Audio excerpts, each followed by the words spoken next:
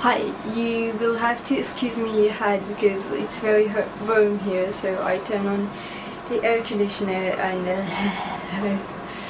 yes. So something happened yesterday, and you all know what I mean when I say yesterday. It was the Deathly Hallows Part 2 premiere in London, and I watched it live. And I'm not going to say what I feel about this because because I don't think there is a word to describe this feeling, and second, because whenever I start to speak about something, I have to speak about it like an hour if it's a movie or anything really. So I'm ending up either speaking for an hour or either speaking for an hour and feel like I said something horrible and didn't clear my opinion about it. I just spoke too little because I feel a lot of pressure when I talk about something that is important to me and I really want to clear my point out.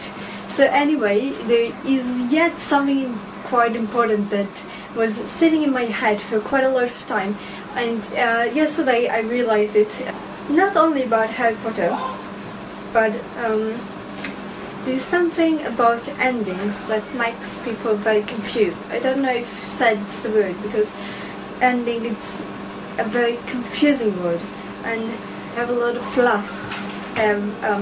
Going to be in my last year in high school, and I had the last test in history, the last test in English, the last test in art. I have lots of last classes, a lot of last exams. I have plenty of time right now because it's the big summer vacation, but it's going to be my last one because when I finish next year I'm not going to have another 2 months and that's it, unless I'm going to be a teacher, but just leave it like that. We all know that Harry Potter wouldn't really be an end of something, and it might be an end of an area, but it's not like Harry Potter is going to disappear. We're always going to rewatch the movies, and we're always going to reread the books if you're like me, and you probably are, and you're always going to be there with Harry. It's not the end of anything.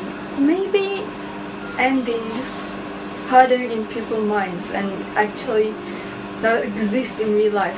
I just never believed in the end. Even in the end of the day, there's just another hour. Okay, I'm all over the place. Let me sit and talk about it. Come on.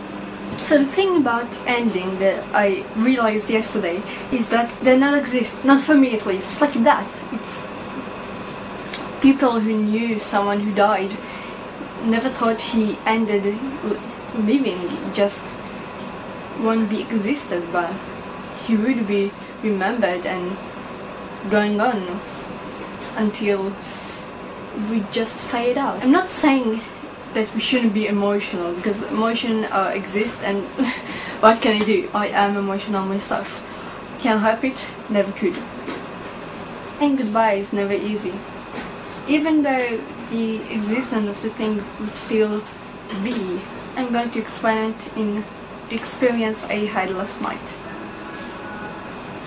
What I'm trying to say here is that no matter who you are or where you are, goodbyes would always be a confusing thing, and I realized it because I'm saying goodbye from 10 years of tears and joy and lots of fake blood and so many times to see the movie and then see it again because you're a freak, and when you realize you're saying goodbye for all of this, it's just unbelievable, and that's what makes it so confusing.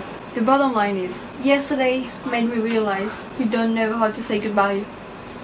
Maybe because there is not really an ending, and maybe because things usually fade away.